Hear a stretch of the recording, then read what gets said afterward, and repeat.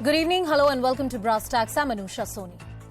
The BJP today staged a dharna outside the residence of Delhi Deputy Chief Minister Manish Sisodia, demanding his resignation and holding him accountable for the alleged Liquorgate scam.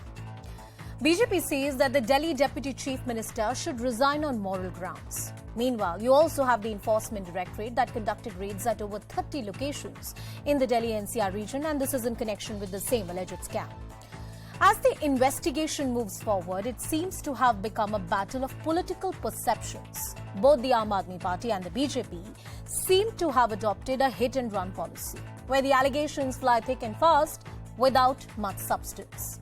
With the agencies conducting investigation into this matter and multiple netas and mantris of the Aam Aadmi Party under scanner, some even in custody, how will the Aam Aadmi Party battle this legally and politically? How far will this argument of witch hunt really shield them? And to the BJP, despite multiple raids so far, there is no proof of any kind of quid pro quo as alleged by the BJP, at least in the public domain. Then is it fair to demand Manish Sisodia's resignation? Our focus on Brass Tacks tonight. First up, a special report.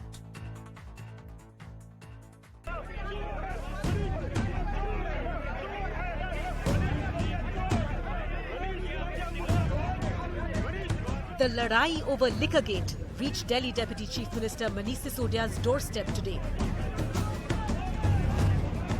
BJP workers held a massive protest, holding placards, raising slogans and demanding his dismissal over the excise policy scam.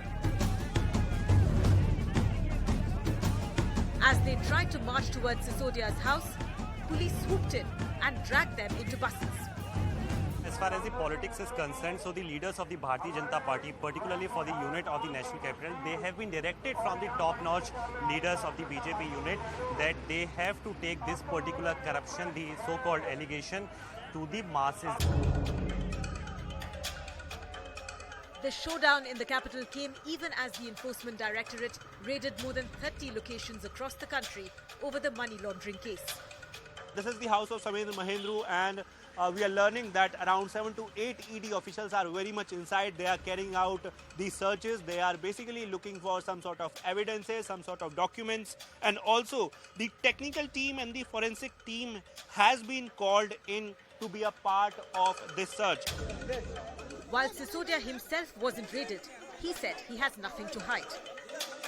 CBI use कर लें, ED use कर लें, हर चीज use कर लें, लेकिन शिक्षा के काम को रोक नहीं पाएंगे, ये हमारी गारंटी है। सीबीआई के लिए भी मेरी क्या तैयारी है? मेरे पास कुछ है नहीं, मैंने ईमानदारी से काम किया, मैंने स्कूल बनवाए, 4 स्कूलों के नक्शे और मिल जाएंगे उनको वहां से। The ED initiated a probe in the case after taking cognizance of CBI's FIR, which has named Sisodia as accused number 1. 145 crore रुपया एक, 30 करोड़ एक, ये सब फ्री क्यों दिया गया? 2% से 12% कमीशन क्यों दिया गया? ये हमारे प्रश्न थे। रेवेन्यू को नुकसान हुआ, उसके बाद सीबीआई इंक्वायरी हुई, सबके सामने है। जिसको वो बेस्ट पॉलिसी कहते थे वापस चले गए। In this now unending BJP versus AAP war, the next salvo is likely to be around the corner.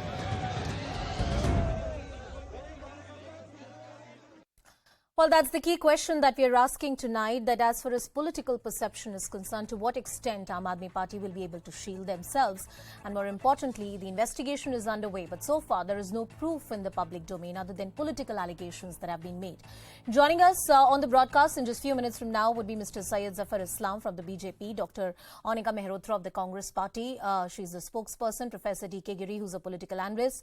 We also have Mr. Tanveer Ahmed, he's a senior advocate, and we'll also have Nija Chaudhary, senior journalist, who join us on the broadcast in just a few minutes from now. Professor D.K. Giri, I'm coming to you first. The demand that the BJP is making is that Manish Sisodia should resign on moral grounds. There is an investigation which is happening against him, and when there is a pending investigation and the charges are so serious in nature, it is only fair that he steps down. What are your thoughts on that demand? You see, the allegations, like your news clip said, are flying thick and fast. And on the basis of allegations, if you start demanding resignations of leaders, then half of the parliament will be empty and half of the assembly also will be vacated in any state. So there are allegations all around. Now tell me, there are allegations against the Lieutenant Governor by the Aam Aadmi Party and they are moving to the court. Should the LG resign as well? So my submission is that on the basis of allegations, and your news clip also was referring to perception, on the basis of allegations, slanders and perception by any party, I do not think we can expect the politicians to resign these days. In the past, there was a standard. There was a whip of allegation, whip of sense of corruption, people would resign. But we are not in that age anymore. With the explosion of media, you know, every small detail is out in public. Slanders are all over. Okay. So I do so not think you're we basically can saying that slander, quote unquote, or mere allegations is not enough for to demand a resignation. Zafar Islam is also with us on the show. Sir, thank you so much for joining us. I want to understand from you, other than the political allegations made by the BJP, yes, the agencies are conducting investigation. Enforcement Directorate is looking in the case as well.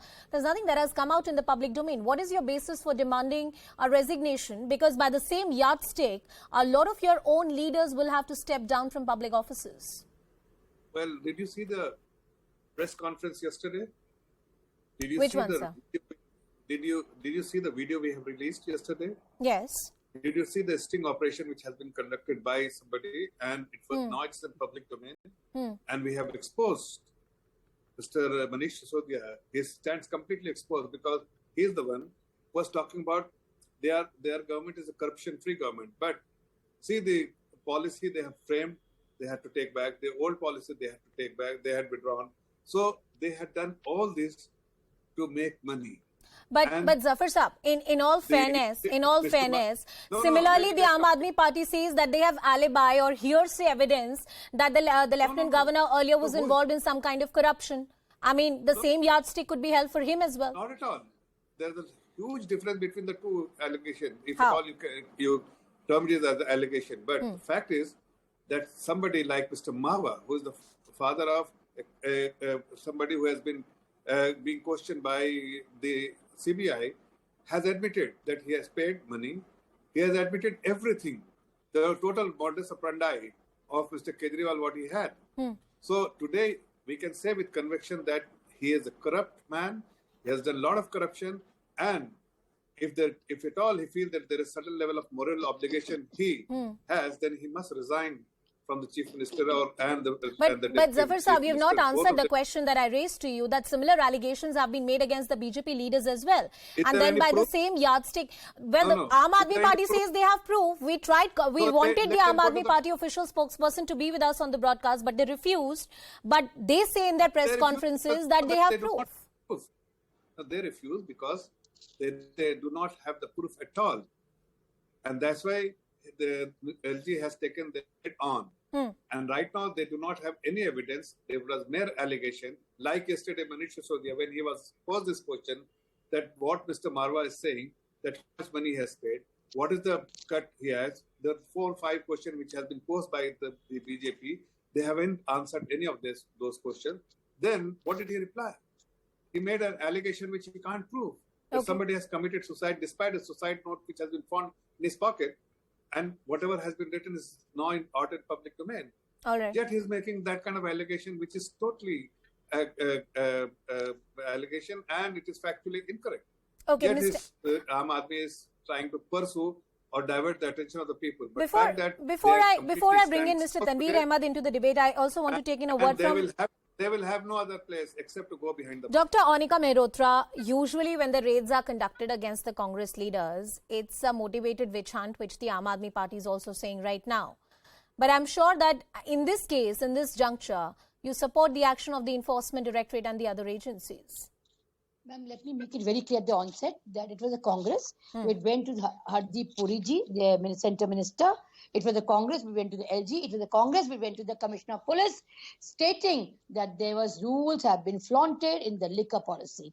So if we are going up and saying there's a lot of corruption, rules have been flaunted, so obviously we'll welcome the raids of the ED and the CBI, isn't it, ma'am? No, you would, but just one thing, ma'am, just one thing. One thing I fail to understand.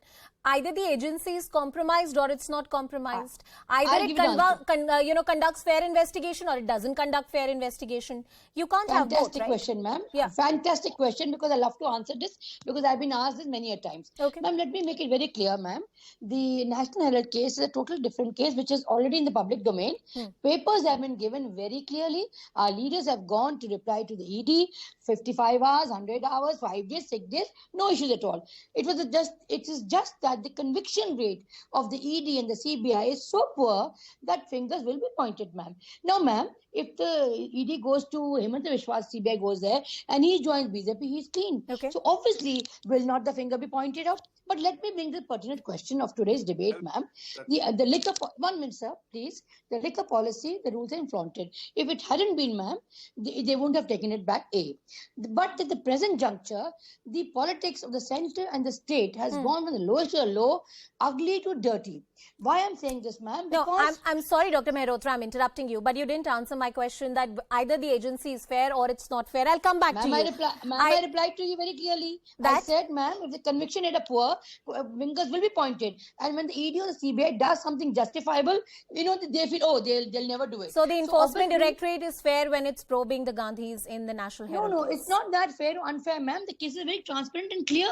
It's in the public domain. Okay, I want to bring in a legal perspective. Mr. Tanveer Ahmed is also with us on the broadcast. He's a senior lawyer. Mr. Ahmed, I'm coming to you. A lot is said in political perception and heated political debates. But when Enforcement Directorate is looking at a case or a premier central agency is looking at a case of this nature and quid pro quo needs to be established, there are various challenges, and more importantly, to secure a conviction becomes even more difficult. I'll add one more layer. Under the PMLA and the special powers which the Enforcement Directorate has at this point in time, it makes the case for any accused very, very tricky. Could you elaborate on those issues? Well, on the liquor policy, or two set of agencies are investigating. One is CBI, one is ED. The CBI pertinently will look at the corruption angle, whether any corrupt practices have been found and whether the investigation will lead to such a charge. The Department of Enforcement will only look at whether any money has been laundered and how the money has flown from one angle to another, one person to another, and whether that money in the first place was proceeds of crime and how they were camouflaged, layered, and attempted to be protected as legitimate money. Now, this is too early because the CBI, of course, has registered a case as far as this liquor policy is taken into consideration. So as the ED. Now, we are aware that some raids have taken place. This is only to say that, what will happen tomorrow. It will only depend upon what kind of evidence is gathered by the federal law investigating agencies and whether they finally will have a case or not. But at the end of the day, the ED will not do a job for CBI and CBI will not do a job for ED. And now the three judges of the Supreme Court clearly says that if the parent case goes, which means that if the CBI tomorrow files a closure, that, and let me state one very important fact here. I have a data which has come from an RTI from the government agency. Now, in comparison to the period of 1st November 2020 to 31st March 2021, the revenue generated by government of NCT Delhi was 2,100 crores. Whereas for the same period, the revenue generated was almost 2,800 crores. Now, if it's a case of loss of revenue, but there has been a very huge increase in gain of revenue, well, I believe that the federal law investigating agencies will also have to look at those angles. Interesting. That whether the policy was beneficial to the government or whether it caused a loss to the government. But this will not take anything away from the fact that if they come to a conclusion that some corruption took place, they have to gather the evidence, and on the they have to gather the evidence, and to establish quid pro quo in various high-profile cases has been very, very tricky. Nisha Chaudhary ji, I'm coming to you. Whether it's the case of 2G or various other high-profile investigations we've seen, I'll talk specifically about the Aam Aadmi Party and the BJP. The Lieutenant Governor is corrupt. There is a scam which is happening here. There's a scam which is happening there. what kind of politics of perception are we witnessing between the Aam Aadmi Party and the BJP right now? And more importantly, this is public money at the end of the day that we're talking about. In this hit and run policy of both these parties, we will never know whether the policy was good or bad because most of these investigations are derailed by the politics of it. Look, I think whether it's the excise controversy, whether it's other thing, the spat between the BJP and the Aam Aadmi Party is going to grow. You know, if you travel around in the country, I find a greater interest in the Aam Aadmi Party by people who are dissatisfied with the BJP's policy. Narendra Modi is still very, very popular. But there is a large section out there still who are not very satisfied. They are not looking to a third front. They are not looking to the Congress party, but they are looking with interest. It's going to take time, but there is a greater interest than was the case earlier in Aam Aadmi Party, becoming an alternative at a future date to the BJP. Okay. Number two, I found very interesting. You know, I was in Bombay last week, and somebody who is connected to the RSS BJP system said to me, "You take it from me in writing," and this is said very seriously. This is a person who knows what he's talking about. That before Diwali, the Maan government will go in Punjab. Interesting. And all so right. also, some months ago, a very senior leader in the BJP had told me that the Aam Aadmi Party is going to split. All right. So, you know, Aam Aadmi Party is very much on the BJP's radar today, much more than the Congress party. I think, so, Mr. Zafar Islam, you should come in there because what Neerja ji is saying is also in line with Aam Aadmi Party was accusing the BJP of, that you're trying to poach their MLAs, that you're using the politics of intimidation, and there is an effort to destabilize the governments. Mr. Zafar Islam. Not at all. In fact, he is trying to divert the attention of the people because he has been completely exposed. He had always used, and if you know the past, he had used India against corruption to get into politics. And today, and everybody knows that he was a crusader against corruption. And today, everything he has done is to make money. I mean, the revenue but Mr. Zafarji, I'm coming again to this, and it was interesting that the advocate on the show, Mr. Tanveer Ahmed, also shared some data that certain RTI applications and the data given by the government actually shows that the revenue actually went up. The Delhi government also said that it was one of the best liquor excise policies we had. I don't know why they withdrew it. That's a plausible argument to make, that if your policy was good, why did you withdraw the policy? That's a plausible argument. But where are the proceeds of crime? Where is quid pro quo? Where is the money? Have you been able to locate it? Because take in the case of West Bengal, when you went to the doors of various ministers, there was actual cash that was recovered. Nothing of that sort really came out in cases like these. In the case of Manish Sisodia. Let the investigation get over. It is underway, and the agencies have a lot of information. They have a lot of leads. They are pursuing this case, and they are an independent agency. They are not briefing us what exactly they are doing. All we know that Mr. Kejriwal has done crime. He has done a lot of corruption, and Manish Sisodia is the beneficiary. Mr. Kejriwal is the beneficiary. The commission has been increased from 2% to 12%. A lot of questions needs to be answered by the Kejriwal government, and it is absolutely incorrect to make this kind of statement that poaching them. Not at all. Okay, Mr. D.K. Giri, when the leaders of the Aam Aadmi Party made allegations against the present LG of the National Capital Region, the LG took legal action. He said, "I'm going to see you in court. These are defamatory allegations that you have made." They even gave a complaint, to the CBI on various other allegations of poaching that were being made earlier. If the Aam Aadmi Party thinks that Arvind Kejriwal has not done anything wrong, or their party has not indulged in any kind of corruption, their government has not indulged in any kind of corruption, why don't they go to court? Why don't they file cases like the LG's office has? They haven't taken any kind of legal action so far. Now, there is a difference. LG is an official. You see, he cannot fight it in the assembly, he cannot fight it politically. He has to go to the court. But it is a political party. They are fighting it politically. And they are facing the investigations, they are facing the allegation, the slur in the public, like Jafar Islam says that it is all in the public domain which has been put by BJP, they are fighting it and fighting them eye to eye. So it's a political battle. But LG and no, but there is nothing that stops the Aam Aadmi Party from going to LG court. Cannot come to your channel.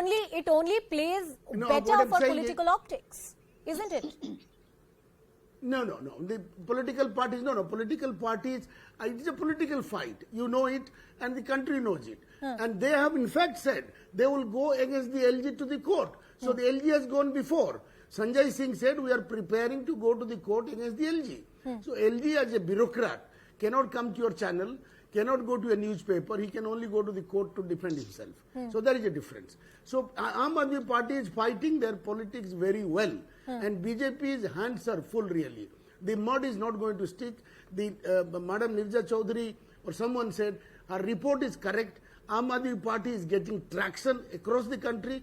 People are looking for an alternative and BJP is trying to snuff out all alternatives that come against them, whether it was Mamata Banerjee, Congress party, but they are fighting it a bit hard with Kejriwal because Kejriwal is also a master of populism like BJP is. So it is really, they are fighting themselves being difficult. A lot of people say Kejriwal is BJP B team. So, Aam Aadmi Party is called the B team of different political parties depending on, who's criticizing them. Mr. Tanveer Ahmed, nothing stops the Aam Aadmi Party and their leaders to go to court. I only heard it is BJP's B team. I have not heard it from any other party's B team. Mr. Tanveer Ahmed, nothing stops the Aam Aadmi Party leaders to go to court and say all the statements which are being made are defamatory in nature? Absolutely. Every political party and every politician also has his individual rights. So, for example, if you call somebody corrupt on a TV program, you can face a criminal defamation or a suit for a defamation tomorrow morning. But that's upon, the affected party or the victim to take up that course of action. Unfortunately, the political debate now is so low that nobody even thinks or winks an eye before calling the other man corrupt or not. This can be best, this should be best left to evidence is properly at least collected, collated, and then presented. You see, presented before a court of competence. Let me give you an example. If tomorrow the liquor policy scam or whatever it is, if it results in a closure, then what will happen to all the people who are either somebody is calling one person corrupt, other person saying, no, you are corrupt. Look at 2G spectrum. Okay. I was a lawyer in the 2G spectrum trial. Correct? Now, the government almost fell. It's a very well-recognized notion in our political anecdotes that Congress government fell on account of 2G spectrum scam. But at the end of the day, there was no conviction. Neerja ji, I'll take that point forward with you. What you're telling us may have a certain element of shock and awe to it. And yes, we have seen governments falling and MLAs shifting political loyalties in different parts of the country. But so far, it has remained political grapevine. The allegations of poaching or using muscle or money power has not been substantiated anywhere. The Aam Aadmi Party has made those allegations, but can they really prove it in a court of law? Can they take any kind of legal action? It will remain some kind of political victimhood, would it? Yeah, you're right. It's not been substantiated. Yeah. But politics is a battle of perceptions. Who wins the perception wins the war.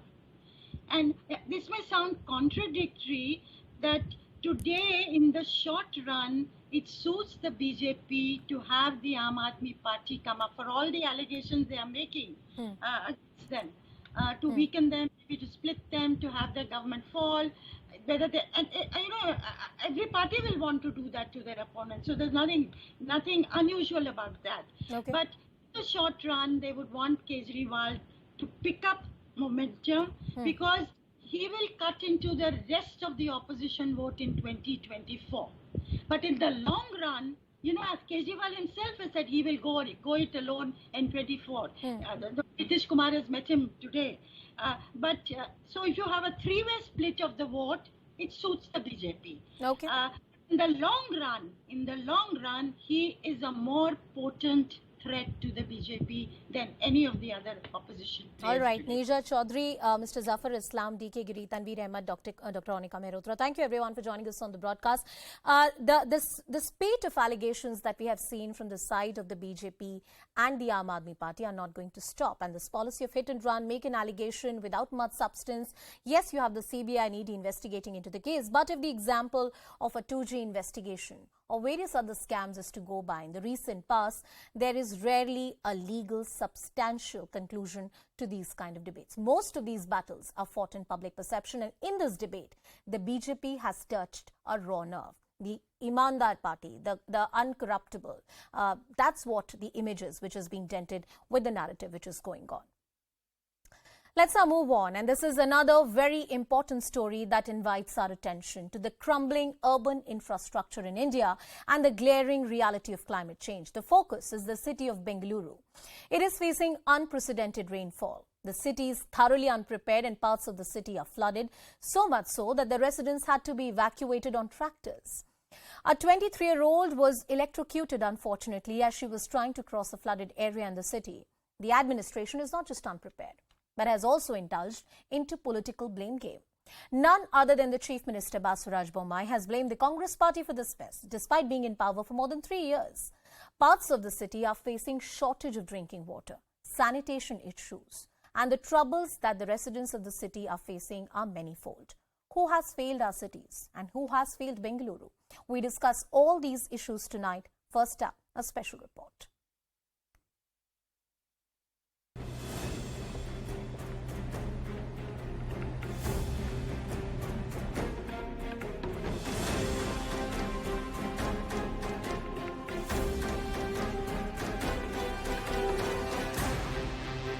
This is the famous IT corridor of Bengaluru, home to tech giants, startups and innovators. But after 3 days of heavy rains, it is underwater. Roads have turned into rivers, buses have been replaced with boats, and the so-called Silicon Valley of India is now a swampland. You can see the complete outer ring road is waterlogged, and that's the kind of situation that has been created here because of the heavy downpour. The traffic police are trying to divert the traffic from here. They are requesting people to not choose this particular road to travel.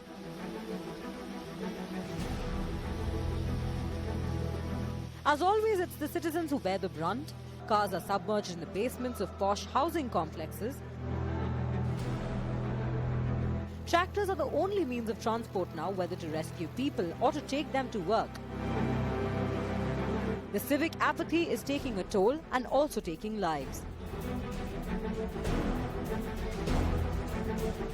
23-year-old Akhila was struggling to ride her two-wheeler through knee-deep water. She lost her balance and held onto an electric pole but got electrocuted to death.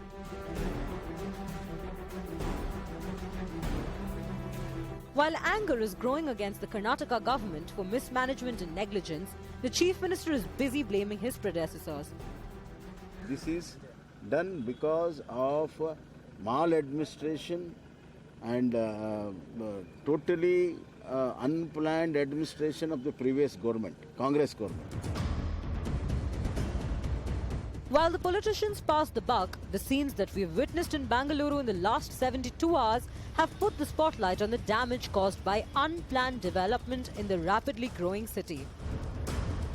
500 stormwater drains have been encroached upon, and that has now left the city drowning. Almost all the places where the water was stagnating and people were getting waterlogged, almost all of them are over. This is the worst affected area right now because the Raj Kalve is obstructed. We have started the removal of obstruction since morning. So who has betrayed Bengaluru?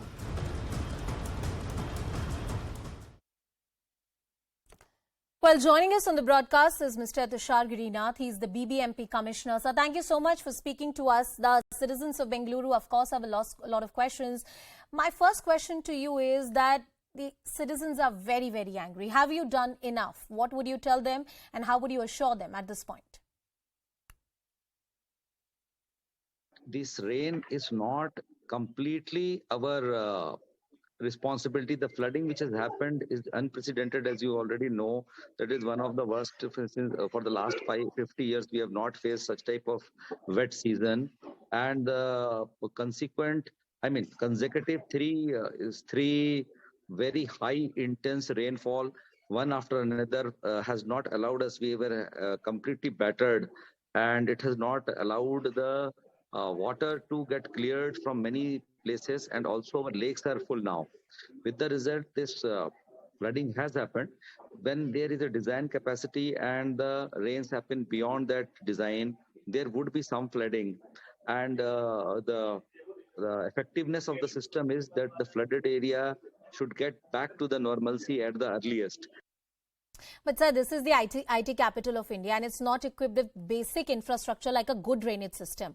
Why were the authorities unprepared when you had a clear warning? Many experts had said that there was already a prediction in place. Surely we were prepared. If you see, for the last 3 months, we have a system of cleaning all our stormwater drains once in 3 months. We had taken up very, very intensive cleaning with a lot of pressure on the agencies, and the bigger primary and secondary drains have all been cleared. We have around 800 kilometers of primary and secondary drains, which are very big drains, and half of them are lined and half of them are unlined. Looking into the capacity of the unlined areas, we took one-time cleaning starting in the month of June, July, and we have completed that unlined area cleaning also. With the result, if you see the amount of rain which has fallen on the city, the flooding is very, very localized. It is only in 10 square kilometer. It is only between the two biggest lake series, the last of the two biggest lakes which fall in the lake series, which are called Bengaluru and Vartur, the areas surrounding it. That means the other areas which have got around 100 mm rainfall consecutively 3 times with the gap of around 24 to 48 hours didn't suffer.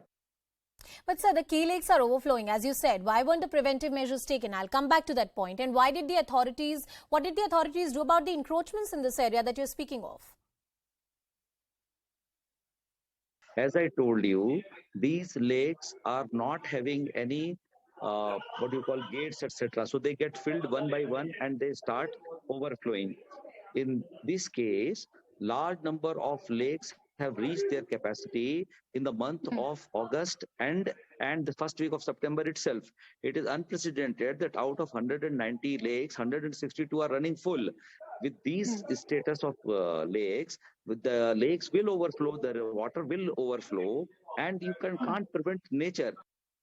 No, but to put it bluntly, not just your political opponents, but we had citizens on the call-in show calling the local municipal authority corrupt and responsible for this mess. They say that there is a corruption. I will say there is no corruption. So that is a matter of somebody saying something. If there is any proof, if there is any complaint, there are bodies which are independent of municipal authority and the government. They are having full system of vetting their complaints, and they are free to give it. I am having no qualm in saying that anybody having any this type of complaint can give it to our Honorable Lokayukta, to any authority. So Lokayukta is one of the agencies which is most independent. They can give it to them. They can give to any other agency also. But coming to the lakes and drains, please understand that what can be done to the lakes when you give the warning for 1 month before or 2 months. Lakes are having their capacity. If they keep on receiving the water and the outlet is having a capacity of discharge, it will get filled in a matter of 3 days, 4 days. If the rains are coming so frequently, it will get filled and overflow, and it will also stop. So that is the lake ecosystem. We can mechanize the systems of lakes also, which we are going to do, but there are all sorts of arguments for and against it also.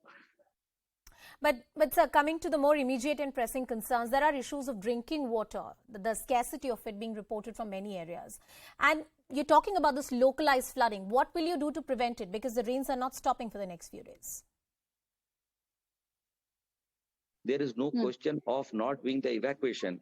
Actually, the citizens who were there inside the houses, they stayed back in their houses thinking that the water would recede. Somehow, because of the yesterday late rain, etc., they have also realized that it is better that they come out. So we have evacuated. They have also come out because at no place the flooding is on the road around 1 or 2 feet more, 1 or 2 feet, except that 2, 3, 4 layouts where it has reached to 5 feet, and those persons are all evacuated. So we are completely, so far as evacuation relief measures are concerned, we are completely equipped and doing it. Sir, but what you're talking about is also a certain degree of inevitability. You're saying flooding is inevitable, it's going to happen. If the rain happens beyond the design capacity, there would be a bit of flooding, but the flood should recede at the earliest. That is our effectiveness. Where our effectiveness comes in, it should recede fast. I can't predict how much rain will happen and how much flood will happen where, but we have enough of understanding that even if the worst flood happens, it will recede faster. And to that extent, we are working on various methods, including removing the obstacles which have happened over a period of time. All right, sir, I appreciate your time and I appreciate you joining us on the broadcast, and I hope that you're able to do enough for the city because the residents are not happy. This is the city which is called the IT capital of India and it's suffering right now. Let's also take that question to our panelist. Mr. Vijay Prasad from the Karnataka BJP is joining us. He's the spokesperson. Dr. Kavita Reddy, the Congress spokesperson, is joining us on the broadcast. And we also have Dr. Malini Ranganathan, who's the professor at the American University from Washington, D.C. She's joining us live. Mr. Vijay Prasad, I'll come to you. Your government is in power in the state of Karnataka for more than 3 years. Why blame the Congress? Why didn't you do your job? No. The incumbent government, Bombay government, is doing everything to control the situation. The Bombay government has already released 300 crores to tackle the current situation, the flooding situation in the country, in the state. So having said that, the current apathy is directly attributed to the Congress party because they were in power for majority of the time. Okay, so if they had judiciously used the taxpayers' money in upholding the... Sir, what did you do for 3 years is the question I'm asking, and is the question that the citizens of Bengaluru want to ask. They did not do their job properly and that is why they're out of power. You are in power right now. No. See, we are exactly doing what the BJP government is supposed to do. We are doing all that can be done to come out of this situation. We have already released 300 crores. We are taking the maintenance of the road. And if you see the quality of the road, these were directly attributed to the... Sir, climate change is a reality. Climate change is a reality which we have to face as a global citizen. It is happening in the best of the cities. But is it really fair and does it really befit an elected government which has been in power for 3.5 years, that when flooding happens in the IT capital of India, in one of the best cities in the country, Bengaluru, you blame the government that was there about 3.5 years ago? Does it befit? No. See, we have to pin the blame on to the government, the predecessors apparently only. See, what has been done is the government had released almost around 20,000 crores for the maintenance of the road and the asphalting of the road. What happened to that? No, sir, my question to you is, why don't you tell the citizens of Bengaluru what is your plan of action? What are you going to do in the next few days? What did you do in the last 3 years? Did you build more drains? Did you widen the lakes? Did you do anything for the rainwater harvesting? Why don't you give us constructive feedback? Why don't you open channels of constructive communication with the citizens? The communication channel is already open. Okay, the communication is already open. The citizens have to chip in and they have to support the local. I don't think I'm getting anything more than the political blame game. Dr. Reddy, would you want to respond? You were in power for the majority of the time. You should have taken long-term approach. You did not do your job, and that is why this mess. Respond to that. I don't know. See, if you see I think it's a very. Can you allow me to speak, Vijay? Please. Yes, Dr. Reddy, go ahead. Yeah, it's my time. Yeah. So, first of all, that argument is absolutely bogus because 2007 when BJP and... Can I speak, Yes, Prasad, Dr. Reddy, please go ahead. Please go ahead. We can hear you just fine. Please go ahead. When 2007, when BMP became, the smaller Bengaluru, which had 100 wards, became 2007, became 198 wards. It was the JDS and the BJP in government. It was they who expanded the city without any planning, without any proper structuring. Today, all that flooding is happening, all the devastating happening is not in the older part of Bengaluru, which was intact. Those 100 wards, it is happening around, which is basically the Bommanhalli zone, the Mahadevpura zone. These are the zones which are maximum affected, which happened in 2007. And they were very much in power. The last mayor was also from the BJP. You have a double engine Sarkar which is running. You have 3 MPs from Bengaluru who are from the BJP. You have all the MLAs who are in this flood affected zone, which is Bengaluru South, Bommanhalli. Mr. Vijay Prasad, let us speak. Let us speak. Let us speak. Prasad, please, let's have some decency. Dr. Reddy, go ahead. Bengaluru South, Bengaluru, Bommanhalli, Mahadevpura, KR-Puram, all the major areas where the flooding has happened today, they have been in rule. The MLAs have been in rule for the last 15 years. So what were they doing? They have not done anything at all. Arvind Nimbavali, Satish Reddy, M. Krishnappa, Bhairati Basuraj, all of them are BJP MLAs. Okay. I want to move forward from the political whataboutery. It's not going to help families who are stranded right now. It's not going to help families which don't have access to drinking water. Let me finish. You started it saying that, they are attacking us, saying that it's Congress government. Dr. Reddy, 30 seconds to you, and then I will bring in Dr. Malini Ranganathan into the discussion as well. Please go ahead, Dr. Reddy. One point. Yes. Just one point. When we started the encroachment removal, it was a BJP and Rajiv Chandrasekhar in particular who opposed it and went to the court and stopped it when we were in government. And this encroachment could have been removed then itself, but it was not. Dr. Malini Ranganathan, when you hear the political class of the country, and these are two national parties, BJP and the Congress, which have ruled the state of Karnataka for the majority of the time, do you think that a country like India, where major cities are facing the reality of climate change, poor urban and civic planning, do you think that they can find policy solutions? And more importantly, in the spirit of constructive communication, what are the solutions that lie in the way? What is it that a city like Bengaluru can do? Thank you very much for having me, Anusha. Yes. So, I've been studying the causes of flood risk in Bangalore for the past 15 years, based on careful archival research, requesting RTIs around developments, interviewing stormwater drain engineers, interviewing activists who have been bringing to light wetland grabs. And I want to start by saying that this is a very debilitating conversation where the party in power, BJP, is blaming Congress, and there's a mudslinging going on. It's not helping anyone. In fact, all political parties and members of governments have been responsible for the selling away of Bangalore's natural resources, its wetlands, its keres, its Rajakalavais, to private real estate interests. And we just have to accept and sit with that fact and then move on from there. Now, I have studied what I call a kind of politics of organized encroachment, right? It's not just that Bangalore is unplanned and that's the problem. It's a very systematic way in which cadastral revenue survey maps are manipulated, in which developers will cover the Rajakalavais and existing culverts. Dr. Ranganathan, I'm sorry I'm interrupting you, but I'm only interrupting you because I have very little time, but I want you to elaborate on this. You've been researching.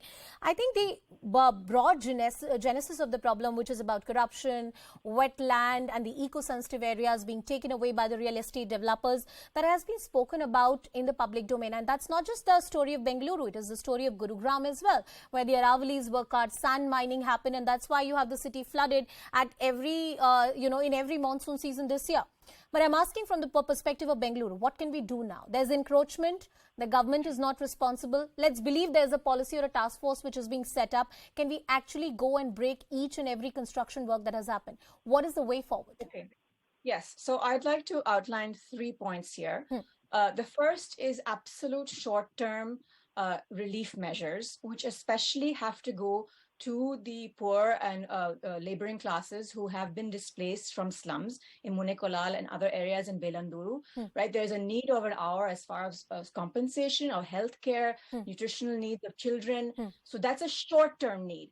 I think in the short and medium terms, there's a need to bring to light the kind of real estate processes that go on, both sanctioned by the law and judges, often who are paid off, as well as that happen, extra legally. So this needs to be an approach where we reveal and expose what are the real estate processes in Bengaluru that have led to this increasing flood risk, right? In the long term, we need a much more coordinated housing policy, right? Especially as far as, groups that have been shut out of these planned layouts, have not gotten access to that. There needs to be much more coordination between different housing authorities in Bangalore, right? And so, of course, it's easier said than done, but I think we have to have a short-term, medium-term, and long-term plan for addressing this. And there are disaster needs that need to be addressed right away. But there are also, I always talk to, to students and interested citizens that we have to not just look at the proximate causality, that is drain widening, desilting, all that, but the ultimate causation. And Dr. Ranganathan, I appreciate you making all of those constructive points, because that's the root of the problem that needs to be addressed. And I hope that our political class, Mr. Vijay Prasad, Dr. Kavita Reddy, thank you so much for joining us on the broadcast. Dr. Ranganathan, I also appreciate your time on the show. Don't get lost, and that's what I would say as a journalist and as a citizen, that don't get lost in the political mudslinging which is happening. What we need in our city, especially in a city like Bengaluru, is a proper audit to happen. We need an account of the kind of real estate projects that have happened so far and what can happen in the future as well. Dr. Ranganathan, thank you so much for joining us on the broadcast. I thank all our guests as well. And we hope that from the side of our governments, there is a more long-term policy approach which is taken. This is a reality staring in our face. Our cities are facing severe flooding issues, and this is not something that we can live with anymore. We'll continue the stories and much more on the other side of a very quick break. Stay tuned.